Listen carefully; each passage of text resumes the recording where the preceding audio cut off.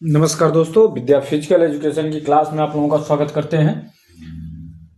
देखिए, अगर हम लोग चर्चा करें यहाँ पे तो स्पोर्ट ट्रेनिंग हम लोगों का जो पिछली क्लासेस थी वो स्पोर्ट ट्रेनिंग का अंत हो गया। मतलब स्पोर्ट ट्रेनिंग को हमने कंप्लीट करा दिया है, कुछ भी आपका छूटा नहीं। जो भी एग्जाम में, चाहे वो एलटी हो, चाहे केवीएस, एनवीएस, सीएमआरएस या फिर यूपी टीजीटी हो, सारे कॉन्सेप्ट मैंने अच्छी तरीके से क्लियर करा दिए हैं।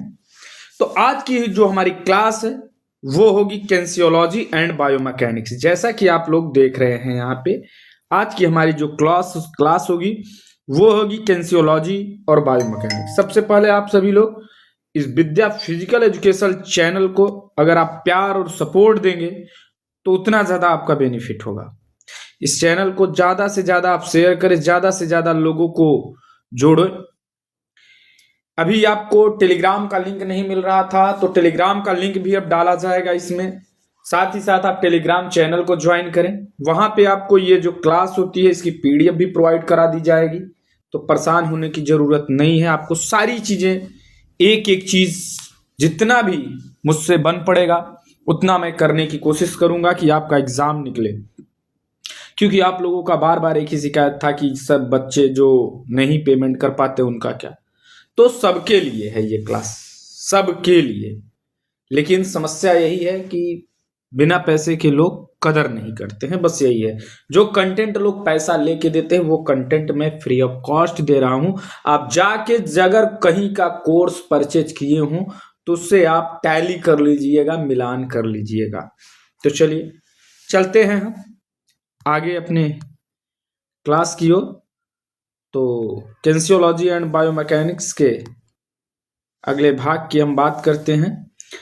तो यहाँ पे कैंसियोलॉजी एंड बायोमैकेनिक्स, और फिर हम बात करते हैं कैंसियोलॉजी एंड बायोमैकेनिक्स में हमको पढ़ना क्या क्या है। सबसे ज्यादा जरूरी ये है, किसी भी चैप्टर को, किसी भी चीज को पढ़ने से पहले हमको ये पता होना चाहिए क्या हमको पढ़ना है और क्या चीज नहीं पढ़नी है। क्योंकि हम पढ़ते हैं, सही डायरेक्शन में नहीं मेहनत कर पाते। बस यही अंतर होता है एक सिलेक्शन लेने वाले में और एक न सिलेक्शन लेने वाले में। तो चलिए हम बात करते हैं। तो सबसे पहले अगर मैं बात करूं तो आपको पढ़ना होगा कैंसियोलॉजी क्या है, इसका अर्थ, इसका परिभाषा। बायोमैकेनिक्स क्या है, इसका अर्थ, इसका परिभाषा। इसी के अंदर काइनेटिक्स क्या है, काइनेमेटिक्स क्या है। अब इन्हीं के अंदर दूरी, विस्थापन, त्वरण, गति, वेग, गुरुत्वाकर्षण, संतुलन, कार्य, शक्ति, ऊर्जा, दबाव, टोंक, स्पिन, अदिश और सदिश वेक्टर, इन सारी चीजों के विषय में हमको पढ़ना होगा। इनसे क्वेश्चन आते हैं। पहला नंबर यही पूछा जाता है कि काइनेटिक्स में हम किसका अध्ययन करते हैं। पूछेगा बलों का अध्ययन हम किसके अंतर्गत करते हैं, गतियों का अध्ययन हम किसके अंतर्गत करते हैं, विस्थापन क्या होती है। पूछेगा एक्सीलरेशन या त्वरण क्या है। पूछेगा न्यूटन के गति का तीनों नियम के विषय में बताएं। तो इस तरीके से गुरुत्व केंद्र क्या होता है, ठीक, इन सारी चीजों के विषय में आपसे पूछेगा। आगे बात करते हैं। अगला, शरीर के मौलिक गतियों से संबंधित शब्दावलियां, मतलब हम उनको पढ़ेंगे जो उससे जुड़ी हुई शब्द हैं, जो चीजें हैं कि क्या होता है आपका प्रोनेशन, क्या होता है आपका सुपाइनेशन, क्या होता है फ्लेक्शन, क्या होता है एक्सटेंशन, क्या होता है एबडक्शन, क्या होता है एडेक्शन, क्या होता है हाइपर एक्सटेंशन, क्या होता है रोटेशन, क्या होता है मीडियल इंटरनल रोटेशन, क्या होता है आपका लेटरल या आउटवर्ड रोटेशन, क्या होता है सरकमडेक्शन, क्या होता है इनवर्जन, क्या होता है ईवर्जन, क्या होता है आपका प्लंटर फ्लेक्शन, ठीक है, क्या होता है डॉर्सी फ्लेक्शन, क्या होता है आपका एलिवेशन, क्या होता है डिप्रेशन, क्या होता है प्रोट्रैक्शन, क्या होता है रिट्रैक्शन। इन सारी चीजों के विषय में हम पढ़ेंगे।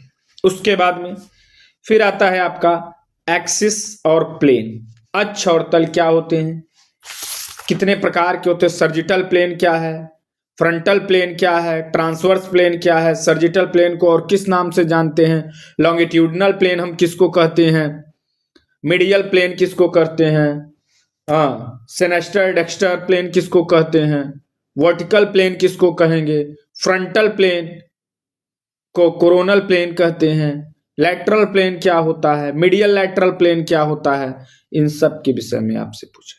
ट्रांसवर्स प्लेन क्या है, हॉरिजॉन्टल प्लेन क्या है, है, एक्सियल प्लेन क्या है, तो इस तरीके से आपका पूछेगा। इसी प्रकार से आपसे एक्सिस में भी पूछेगा। उसके बाद में न्यूटन के गति का नियम, जो कि बहुत इंपॉर्टेंट है, हर जगह पूछा जाता है। इसमें खास करके इसका सेकंड लॉ बहुत इंपॉर्टेंट है। उसके बाद में लीवर, यह भी आपसे पूछेगा। यहां हमको देखेंगे लीवर क्या है, फर्स्ट क्लास लीवर क्या है, सेकंड क्लास लीवर क्या है, थर्ड क्लास लीवर क्या है। इसका जो एनाटॉमिकल एग्जाम्पल्स हैं उनको देखेंगे। उसके बाद बात करेंगे हम संतुलन क्या होता है, बैलेंस क्या होता है। संतुलन में भी हम देखेंगे, संतुलन के प्रकार को देखेंगे, कौन कौन से प्रकार होते हैं। संतुलन में ही हम देखेंगे कि आपका जो संतुलन होता है वह किस पर डिपेंड करता है। उसी में हम यह देखेंगे आपका कि गुरुत्व केंद्र का संतुलन पर प्रभाव क्या होता है। उसी में हम यह भी देखेंगे आपका कि जो आपका उदासीन संतुलन होता है वो क्या होता है, इक्विलिब्रियम जिसको बोलते हैं।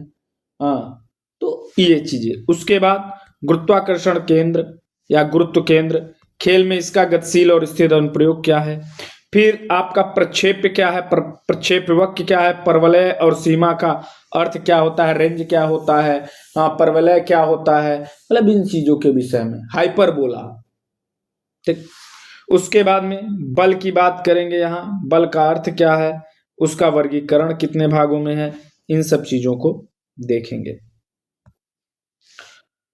अब बात करेंगे हम, शुरू करते हैं कि कैंसियोलॉजी। कैंसियोलॉजी का मतलब क्या होता है, कैंसियोलॉजी का अर्थ क्या होता है। कैंसियोलॉजी की शब्द की उत्पत्ति किस भाषा से हुई है, तो याद रखना ग्रीस भाषा से हुई है। अब यह ग्रीस भाषा के किन दो शब्दों से हुई है, यह सीधे पूछता है, तो याद रखना ये दो शब्दों के योग या दो शब्दों से बना है। पहला है काइनेसिस और दूसरा है लोगस, जिसमें काइनेसिस का मतलब होता है आपकी गति और लोगस का मतलब होता है अध्ययन करना। कहने का मतलब यह है कि गतियों का अध्ययन करना ही क्या कहलाता है, आपका कैंसियोलॉजी कहलाता है। क्या कहलाता है, कैंसियोलॉजी कहलाता है। कैंसियोलॉजी का पिता किसको कहते हैं, जनक किसको कहते हैं, तो याद रखिएगा अरस्तु को फादर ऑफ कैंसियोलॉजी कहते हैं। किसको, अरस्तु को क्या कहते हैं, फादर ऑफ कैंसियोलॉजी बोला जाता है। आगे बात करते हैं हम, आगे बात करें कि कैंसियोलॉजी की परिभाषा हम किस प्रकार से लिख सकते हैं या क्या दे सकते हैं। तो कैंसियोलॉजी की परिभाषा हम यह कह सकते हैं कि विज्ञान की वह शाखा, क्या बोलेंगे हम, विज्ञान की वह शाखा जिसके अंतर्गत किसी भी प्राणी के शरीर की गति के विषय में अध्ययन करते हैं। किसके विषय में, प्राणी के शरीर के गति के विषय में हम अध्ययन करते हैं। ठीक है,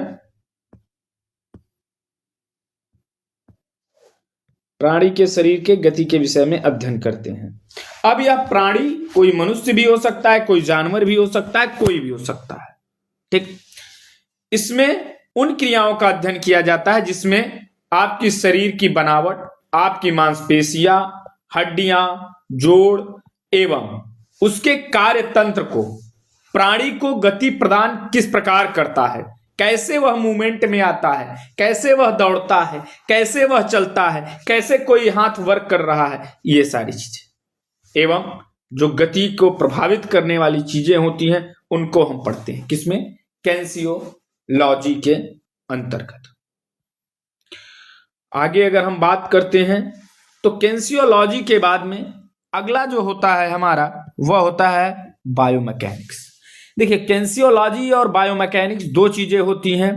ये दोनों आपकी फिजिकल एजुकेशन में एडॉप्ट की गई है और दोनों फिजिक्स से आई हुई हैं। ठीक है, बायोमैकेनिक्स में हम क्या देखते हैं, एक्सरसाइज फिजियोलॉजी, मोटर बिहेवियर और एथलेटिक ट्रेनिंग। मतलब स्पोर्ट में जो फिजिक्स का यूज है उसको हम कहां देखते हैं, उसी को हम देखते हैं आपके बायोमैकेनिक्स में। फिजिक्स का यूज कैसे है, मतलब कि जो मैकेनिकल एडवांटेज है वह हम अपने बॉडी में, अपने खेल में किस प्रकार से प्रयोग करेंगे, कैसे उसका यूज कर सकते हैं। ठीक, अब बात करें अगर हम कि बायोमैकेनिक्स, तो बायोमैकेनिक्स भी ग्रीक भाषा का ही शब्द है। यह दो शब्दों से मिलकर बना है, पहला है बायो और दूसरा मैकेनिक्स। बायो का अर्थ होता है जीव या जीवित प्राणी, कोई भी जीवित, और यांत्रिकी मतलब मैकेनिक्स, यह यांत्रिकी भौतिक विज्ञान का एक शाखा होता है। ठीक, मैकेनिक्स का मतलब होता है यांत्रिकी, और ये यांत्रिकी किसकी शाखा है? फिजिक्स की। और ये क्वेश्चन पूछा गया है कि बायोमैकेनिक्स या किनेसियोलॉजी किसका ब्रांच है, तो ये दोनों फिजिक्स से एक्वायर किए गए हैं, फिजिक्स से लिए गए हैं, इसलिए यह फिजिक्स का भाग होता है, याद रखिए। इस प्रकार जीवित शरीर द्वारा गति का अध्ययन बायोमैकेनिक्स कहलाता है। इस प्रकार हम यह कह सकते हैं कि जीवित शरीर द्वारा गतियों का अध्ययन बायोमैकेनिक्स कहलाएगा। बायोमैकेनिक्स के पिता जियोवानी अल्फोंसो बोरेली है, याद रखिएगा। जियोवानी अल्फोंसो बोरेली जो हैं वह किसके पिता हैं? बायोमैकेनिक्स के पिता हैं। किनेसियोलॉजी के फादर कौन हैं? अरस्तू हैं। इनकी पुस्तक का नाम क्या था? डी मोटू एनिमिलिया, दो मोटू एनिमिलिया इनकी किताब का नाम था। किनके? आपके अल्फोंसो बोरेली के। इन्होंने ही बायोमैकेनिक्स की खोज की, इसीलिए इनको बायोमैकेनिक्स का पिता कहा जाता है। बायोमैकेनिक्स की परिभाषा अगर हम बात करें तो यांत्रिक सिद्धांतों और नियमों का मानव शरीर और उसके अंगों पर अनुप्रयोग ही क्या कहलाता है? बायोमैकेनिक्स कहलाता है। कोई भी यांत्रिक सिद्धांत है, कोई भी चीज, कोई भी रूल, कोई भी रेगुलेशन, कोई भी नियम, कोई भी एडवांटेज बॉडी का, जो कि मानव शरीर का, जो कि क्या उसके अंगों में क्या होता है? प्रयोग किया जाता है, उसी को बायोमैकेनिक्स कहते हैं। हर्बर्ट हैटेस के अनुसार जैव यांत्रिकी यांत्रिकी के तरीकों के माध्यम से जैविक प्रणालियों की क्या है? संरचना और कार्य का अध्ययन है। हर्बर्ट हैटेस के अनुसार क्या है कि जैव यांत्रिकी यांत्रिकी के तरीकों के माध्यम से जैविक प्रणाली की संरचना और कार्य का अध्ययन है। मिलर किन के अनुसार जीव यांत्रिकी में जीवित संरचना के लिए यांत्रिकी कानूनों का अनुप्रयोग शामिल है। मतलब जीव यांत्रिकी मतलब कि जो बायोमैकेनिक्स है वह कोई भी जीवित संरचना है, कोई भी प्राणी है, उसका जो मैकेनिक्स लॉ है उसका जो प्रयोग होता है उसके बॉडी में, वही क्या होती है? बायोमैकेनिक्स होती है। याद रखिएगा, किनेसियोलॉजी और बायोमैकेनिक्स ये दोनों फिजिक्स का भाग होते हैं। इसके साथ ही साथ ये बायोमैकेनिक्स किनेसियोलॉजी का भाग है, न कि किनेसियोलॉजी बायोमैकेनिक्स का। याद रखिएगा, बायोमैकेनिक्स किसका भाग है? किनेसियोलॉजी का। और अगर डायरेक्ट पूछता है तो किनेसियोलॉजी एंड बायोमैकेनिक्स फिजिक्स का भाग है, क्योंकि ऐसे दोनों प्रकार से क्वेश्चन आपके एग्जाम में आए हुए हैं, इसलिए मैंने इसको बताया। अब अगर हम बात कर ले आप लोगों से कि अब इसमें जो बायोमैकेनिक्स है इसके ब्रांचेज के विषय में, ब्रांचेज ऑफ बायोमैकेनिक्स कौन कौन सी हैं, तो बायोमैकेनिक्स जो होता है यह आपके बायो मतलब जीवन, और मैकेनिक्स मतलब एक प्रकार से हम यह कह सकते हैं कि फिजिक्स से लिया गया है। अब बायोलॉजी के अंतर्गत हम मस्कुलर सिस्टम पढ़ते हैं, नर्वस सिस्टम पढ़ते हैं, स्केलेटल सिस्टम पढ़ते हैं, ये सारी चीजें दुनियादारी पढ़ते हैं। लेकिन जो हमारा फिजिक्स का पोर्शन है उस बायोमैकेनिक्स मतलब किसका भाग? मतलब फिजिक्स का भाग। और फिजिक्स में किसका? जो मैकेनिक्स है, मतलब जो कि यांत्रिकी वाला भाग है, जो कि जिसका क्या होता है हमारे शरीर में जिसका एडवांटेज मिलता है, जिसका एडवांटेज हमारे गेम में मिलता है, मतलब कम एफर्ट लगा के हम बेहतरीन प्रदर्शन कर सके, वही है मैकेनिक्स। यह दो प्रकार के होते हैं, पहला होता है स्टैटिक और दूसरा होता है डायनेमिक। अगर मैं बात करूं कि जो आपकी यांत्रिकी है, बायोमैकेनिक्स है, यह शरीर पर बलों की क्या है? कार्य। क्या है? शरीर पर बल का कार्य। ठीक, मतलब अगर यह बात करें मैकेनिक्स का मतलब। और इसके कितने भाग? दो भाग, स्टैटिक और डायनेमिक्स। स्टैटिक क्या होता है? जो कि संतुलन उत्पन्न करने के लिए क्या काम करता है? ये ऐसा बल होता है, ऐसा गति होता है या ऐसी चीज होती है जो हमारे शरीर में क्या होता है? शरीर में संतुलन बनाए रखता है, संतुलन बनाए रखता है।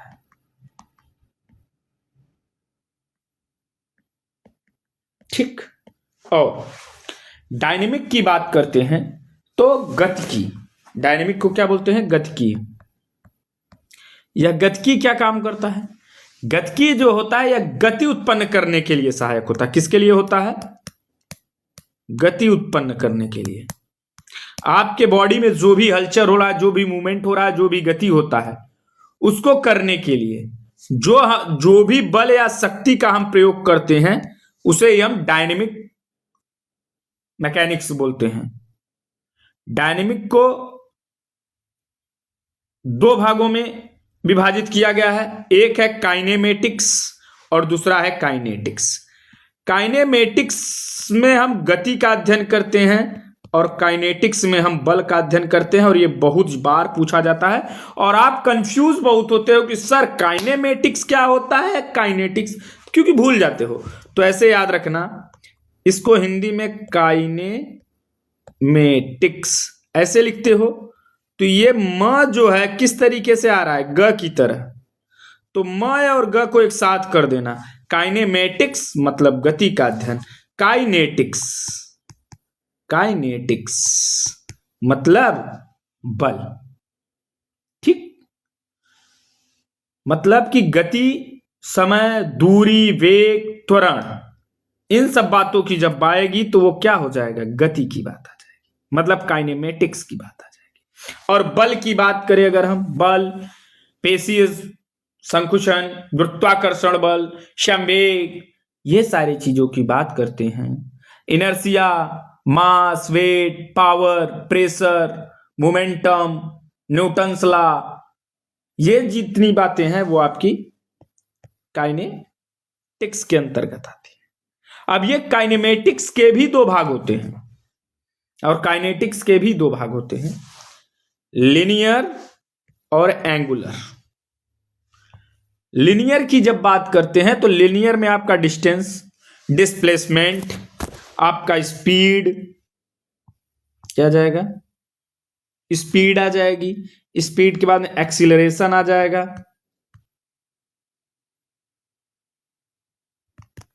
ठीक, ये सारी चीजें आ जाती हैं। एंगुलर की बात जब हम करते हैं कि एंगुलर क्या है, एंगुलर की बात करते हैं तो यहां पे आपका डिस्टेंस, आपका डिस्प्लेसमेंट, आपकी स्पीड और आपका एक्सीलरेशन, ये सारी चीजें आएंगी इसमें भी, एंगुलर में भी। ठीक। अब बात करें हम आगे, तो अब हम देखते हैं कि डायनेमिक के भाग। तो यहां देखिए, अगर हम बात करें काइनेमेटिक्स की, तो काइनेमेटिक्स में लिनियर, जिसमें डिस्टेंस, डिस्प्लेसमेंट, वेलोसिटी और एक्सीलरेशन। एंगुलर काइनेमेटिक्स में डिस्टेंस, डिस्प्लेसमेंट, वेलोसिटी और एक्सीलरेशन, ये सारी चीजें आती हैं। तो इन सब को हमको पढ़ना है कि एंगुलर डिस्प्लेसमेंट क्या होती है, लिनियर क्या होता है, सारी चीजों के विषय। अब बात करते हैं काइनेटिक्स की। तो काइनेटिक्स भी दो प्रकार के होते हैं आपके, एंगुलर और लिनियर। एंगुलर में हम इसेंट्रिक फोर्स क्या है, फ्रैक्शन क्या हो, इसेंट्रिक फोर्स क्या है, कंसेंट्रिक फोर्स क्या है, फ्रैक्शन क्या है, टॉर्क क्या है, इक्विलिब्रियम क्या है, लीवर क्या है, स्टेबिलिटी क्या है, सेंटर ऑफ ग्रेविटी या इनर्शिया क्या है, इन सारी चीजों के विषय में पढ़ेंगे। लिनियर में इनर्शिया क्या होता है, मास क्या होता है, फोर्स क्या है, पावर क्या है, एनर्जी क्या है, इनके विषय में हम लिनियर में पढ़ते हैं। ठीक। और जब भी आप मेंस लिखोगे तो इन सारी चीजों को इसी प्रकार से लिखोगे, with diagram, with flow chart. जितना ज्यादा फ्लो चार्ट यूज करेंगे आप, उतना ज्यादा एग्जामिनर को अट्रैक्ट करेंगे, क्योंकि कम में आप सारी चीजों को लिख देंगे। अब बात आती है यहां मोशन की, मूवमेंट की, कि गति क्या होती है, गति किसको कहते हैं। तो गति का अध्ययन हम किसमें करते हैं, काइनेमेटिक्स के अंतर्गत करते हैं। मतलब किसी वस्तु की स्थिति किसी वस्तु की स्थिति स्थिर बिंदु से एक विशेष समय में परिवर्तित होना गति कहलाती है, या वस्तु स्थिति में परिवर्तन गति कहलाता है। कोई भी वस्तु है, मान लो ये वस्तु है, अब ये वस्तु यहां रखी है, मैंने इस पे ठोकर मारा, ये वस्तु आके यहां पहुंच गई, तो इसके स्थिति में परिवर्तन हो गया। या मान लो कोई ये वस्तु है, मैंने इस पर फोर्स लगाया, ये दब गया, ये बदल गया, मतलब यह भी मोशन में आ गई। मतलब चाहे उसकी स्थिति में परिवर्तन हो, चाहे वस्तु क्या हो, वस्तु एक बिंदु से दूसरी बिंदु तक जाए या अपनी स्थिर बिंदु से वह विस्थापित हो जाए, उसे ही हम क्या बोलते हैं, मोशन बोलते हैं या गति बोलते हैं। अब गति के प्रकार की बात करते हैं। तो गति का प्रकार में आता है आपका सबसे पहले लीनियर मोशन, जिसको हम ऋजुरेखीय गति भी बोलते हैं, मतलब रेक्टेंगुलर मोशन भी बोलते हैं। इसी को हम लीनियर मोशन भी कहते हैं। मतलब जब कोई गति एक सीधी रेखा में हो रही है, कैसे, सीधी रेखा में हो रही है, ये जिगजैग नहीं, मतलब सीधी रेखा में, यहां से चली और यहां पहुंच गई, तो उसको हम क्या बोलते हैं, लीनियर मोशन कहते हैं। जब कोई वस्तु इस प्रकार गति करे कि शरीर के सभी अंग एक समय में क्या हो, शरीर के जितने भी अंग हो वह एक ही समय में और एक ही दिशा में समान दूरी तय करते हैं। समझ में आया कि नहीं? क्या होना चाहिए, लीनियर मोशन या रेक्टलाइनर मोशन, ऋजुरेखी। क्योंकि यहां हम मूवमेंट से परिभाषा इसलिए दे रहे हैं, आपके बॉडी से इसलिए दे रहे हैं, क्योंकि जिससे आपको पता है क्या होता है, जब कोई वस्तु या जब हमारे शरीर के अंग एक समय में और एक ही दिशा में, क्या, एक समय में,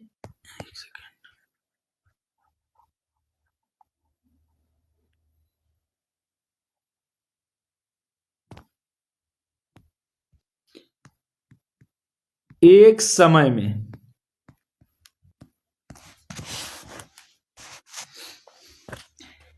और एक ही दिशा में, एक ही दिशा में एवं ठीक समान दूरी तय करे, तो वही क्या हो जाती है, लीनियर मोशन हो जाती है। ठीक है। अब यही दो प्रकार की गति होती है, एक होती है सरल रेखीय गति, सरल रेखीय, और दूसरा होती है ऋजुरेखीय या वक्र गति, वक्र रेखीय गति, उसी को ऋजुरेखीय। ठीक है। वक्र मतलब घूम के जो जा रही है, एक कैसे यहां से निकली, ये गई, यहां से गई, तो गई तो वो एक लाइन से ही ना, सीधी ही ना, एक समय में इधर गई, इसे ही बोलते हैं सरल रेखीय गति। अब अगला है रोटेशनल मोशन। रोटेशनल मोशन को हम किस नाम से जानते हैं, एंगुलर मोशन। एंगुलर मोशन, इसे हम जानते हैं एंगुलर मोशन के नाम से। एंगुलर मोशन क्या कहता है कि किसी बिंदु के सापेक्ष एक वृत्त में की गई रोटेशनल मोशन को ही हम एंगुलर मोशन कहेंगे। या जब कोई शरीर का एक काल्पनिक रेखा घूर्णन दूरी के चारों ओर, किसके चारों ओर एक वृत्ताकार पथ के साथ चलता है, ताकि शरीर के सभी भाग एक कोण से एक ही दिशा में और एक ही समय पर चले। एक कोण पर एक ही दिशा में एक ही समय पर अगर चल रहे हैं आपके शरीर का अंग, तो वहां रोटेशनल मोशन होता है। आगे बात करते हैं हम।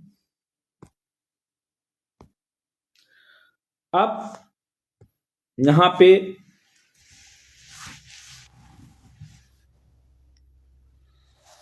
काइनेमेटिक्स की बात करते हैं कि काइनेमेटिक्स के अंतर्गत और भी चीजें आती हैं। कौन कौन सा? जैसे अगर हम बात करें दूरी, डिस्टेंस, तो डिस्टेंस क्या होगा? यहाँ एक व्यक्ति है, देखिएगा, ये दोनों क्या होते हैं?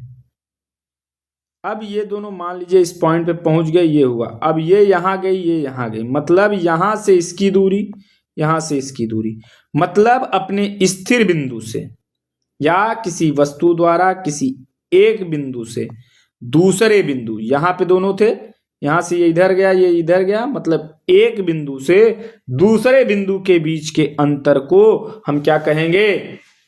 आपका डिस्टेंस कहते हैं, ठीक, दूरी कहते हैं। या फिर किसी भी वस्तु द्वारा गति के समय तय किए गए कुल पथ को दूरी कहा जाता है। क्या? तय किए गए कुल पथ को दूरी कहते हैं, ठीक है। दूरी का अगर मैं फार्मूला बताऊं तो दूरी बराबर क्या होता है? चाल गुणा समय या समय गुणा चाल, ठीक। मान लो कोई वस्तु है, वह 10 किलोमीटर पर घंटे की या 10 मीटर पर सेकंड की स्पीड से जा रही है, तो 10 सेकंड में कितनी दूरी तय करेगी? तो 10 दहम्मा 100 मीटर। अब मीटर में है, क्यों? क्योंकि अब इसमें भी आपको जब न्यूमेरिकल दे देता है तो इसमें आता है, जब हम किलोमीटर में निकालेंगे दूरी को तो दोनों मात्रक किसमें होने चाहिए? मीटर में। चाल आपकी मीटर में होनी चाहिए, मीटर पर सेकंड में होनी चाहिए, और समय तो रहेगा ही। अगर किलोमीटर में निकालेंगे तो चाल आपकी किलोमीटर में होनी चाहिए और सेकंड में, समय आपका मिनट में, ठीक, या घंटे में। किलोमीटर में है तो घंटा चला जाएगा समय आपका, ठीक। इसी प्रकार से जब सेकंड में रहे तो मीटर और सेकंड चलेगा। तो ये चीज होता है। अब इसको परिवर्तित करने के लिए 5/18 और 18/5 करते हैं, मतलब जब मीटर से किलोमीटर में बनाना पड़े कम से ज्यादा में तो 18/5, और ज्यादा से कम में तो 5/18 कर देना है बस, और कुछ नहीं करना है आपको। चलिए, अब दूरी के बाद अगर हम चर्चा करें तो वह है आपकी डिस्प्लेसमेंट, विस्थापन। अब दूरी और विस्थापन में डिफरेंसेस बहुत होते हैं। दूरी क्या है, विस्थापन क्या है?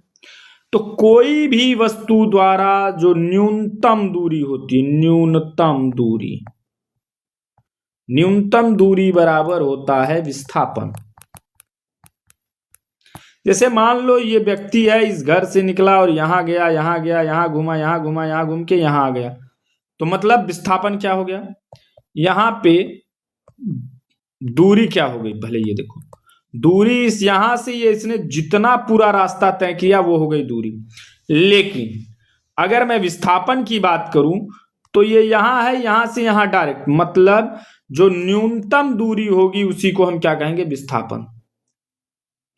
दो बिंदुओं के बीच सबसे कम दूरी को विस्थापन कहेंगे। अब एक चीज और आता है कि विस्थापन जो है यह सबसे कम दूरी तो है, लेकिन क्या विस्थापन शून्य होता है? तो हां, विस्थापन शून्य होता है।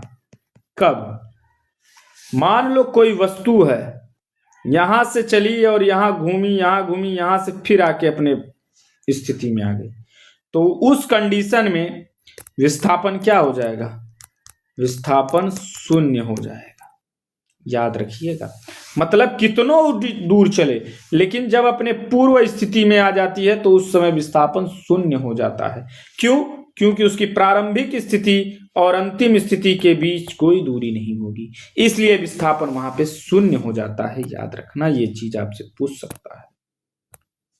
यहां पे आपको दोनों में डिफरेंसेस भी दिख रहे होंगे कि distance is the total path covered by an object, किसी वस्तु द्वारा कुल कंप्लीट किए गए रास्ते को कहते हैं। Displacement is the shortest distance, जो सबसे कम दूरी है between start and and point, start और एंड पॉइंट से सबसे कम दूरी को हम क्या बोलते हैं, उसको हम डिस्प्लेसमेंट बोलते हैं। विथ डायरेक्शन, जो डायरेक्शन के साथ में होता है, यह सदिश राशि होती है। अब जैसे मान लो ये बालक है, यह बालक यहां से घर से स्कूल गया, ये पूरे रास्ते में उसने तय किया। डिस्प्लेसमेंट मान लीजिए ये स्कूल से घर आना है हुआ, वो सीधे ऐसे तिखा गया, इतना घूम के न जाके मिडरे मिडरे चला आया, तो ये हो गया आपका डिस्प्लेसमेंट। मतलब शॉर्ट पाथ प्लस डायरेक्शन, किस दिशा में और कितना कम दूरी। Definition total path covered, shortest straight line, direction no, yes. ये क्या है, सदिश राशि है, और ये क्या है, अदिश राशि है। ठीक है। स्केलर ऑफ वेलोसिटी, ये स्केलर होती है, ये वेक्टर होती है। मतलब स्केलर मतलब अदिश, वेक्टर मतलब सदिश। Can it be zero only if not moving, जब वस्तु नहीं चलेगी, अपनी जगह पर ही बनी रहेगी, तभी जीरो होगा दूरी। लेकिन अगर कोई भी वस्तु क्या हो, स्टार्ट और एंड पॉइंट के बीच बराबर हो, मतलब जहां से शुरू किया था वहीं आके खत्म करे, तो उस कंडीशन में जीरो हो जाएगा। क्या हो जाएगा मेरे भाई, जीरो हो जाएगा। आगे बात कर लेते हैं। अगला है आपका स्पीड या गति। गति क्या होती है, यह वह दर है जिस पर पिंड द्वारा दूरी तय की जाती है। कोई वस्तु है, मान लो सपोज दैट ये बस ही है। अब ये वस्तु या ये बस जो है, ये बस इस डिस्टेंस तक आने में जो भी इसकी क्या होगी, मतलब दूरी तय की जाती है, या तय की गई दूरी को इसे तय करने में लगने वाला समय से क्या कर देते हैं, विभाजित कर देते हैं। मतलब गति क्या होती है, जो आपकी फर्स्ट स्थान से दूसरे स्थान तक पहुंचने में जो आपकी जितना समय लगेगा, उसी को हम क्या कहते हैं, स्पीड। या स्पीड बराबर होता है डिस्टेंस और टाइम का क्या अनुपात होता है। डिस्टेंस मतलब दूरी बटा समय, दूरी और समय के अनुपात को हम गति कहते हैं, याद रखना। ठीक, डिस्टेंस बराबर क्या हो जाएगा, स्पीड इंटू टाइम।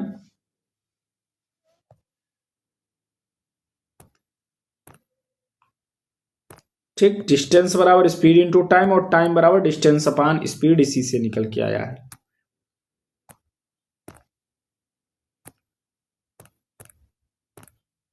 आगे, अब वेलोसिटी क्या है।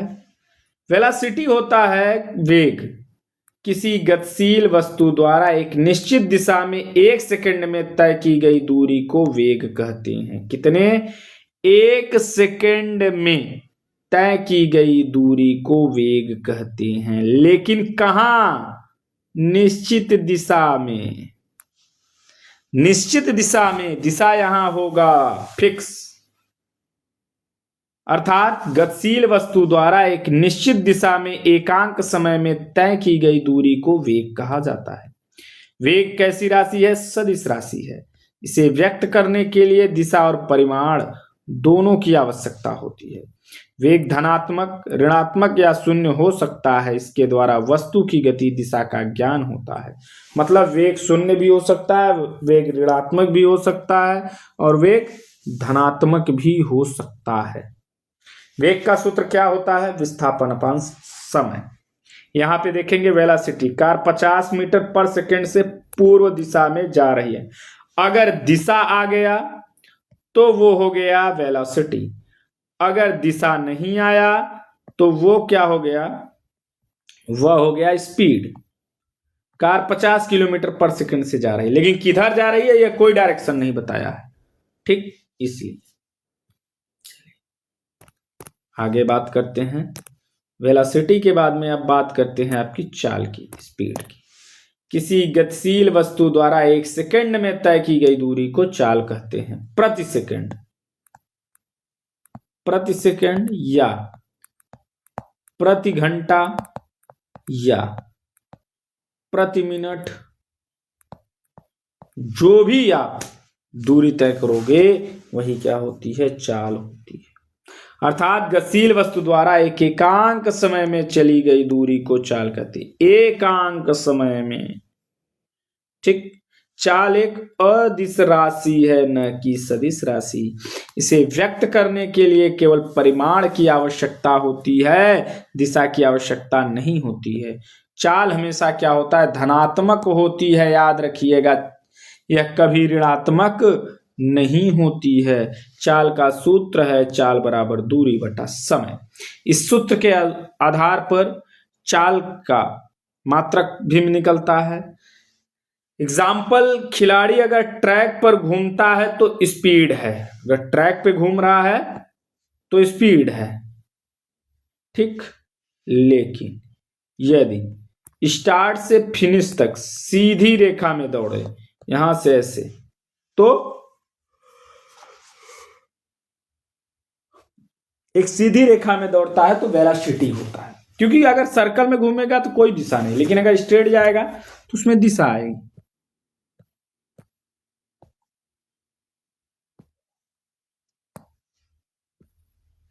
अब बात करते हैं स्पीड और वेलोसिटी में अंतर। तो दूरी तय करने की दर को चाल कहते हैं, या स्पीड और विस्थापन क्या होता है, विस्थापन की दर। जो विस्थापन की दर होती है वह क्या कहलाती है, वेलोसिटी कहलाती है। दिशा की आवश्यकता इसमें नहीं होती, इसमें दिशा की आवश्यकता होती है। यह एक अदिश राशि होती है चाल, और यह क्या है, यह सदिश राशि होती है। यह हमेशा धनात्मक या पॉजिटिव होता है चाल, लेकिन वेग की बात करें तो यह धनात्मक भी हो सकता है, ऋणात्मक भी हो सकता है और शून्य भी हो सकता है। जैसे 50 किलोमीटर पर आवर, लेकिन 50 किलोमीटर पर आवर पूर्व दिशा में, तो यह क्या हो गया, वेग हो गया। चलिए आगे बात करें अगर हम, तो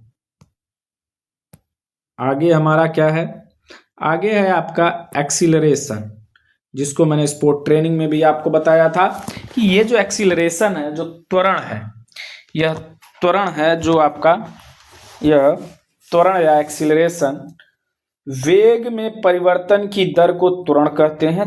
त्वरण विराम से अपनी अधिकतम वेग प्राप्त करने तक होती है। यह क्या होती है, यह धनात्मक तथा ऋणात्मक दोनों होती है। कहने का मतलब यह है कि अगर कोई वस्तु यहाँ है, मतलब मंद गति से, मंद अवस्था से कहां तक, अधिकतम पीक को प्राप्त करना ही क्या कहलाता है, एक्सीलरेशन कहलाता है, त्वरण कहलाता है।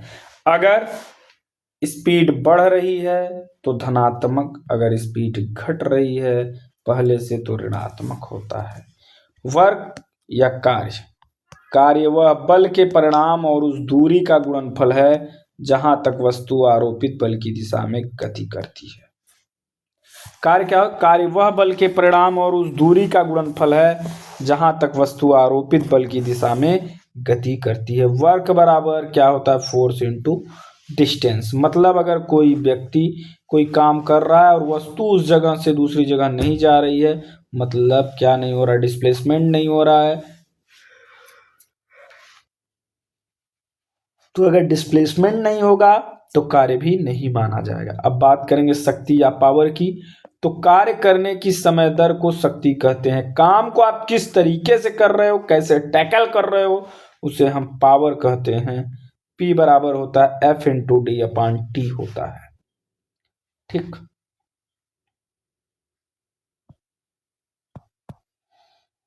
अब आगे बात कर लेते हैं।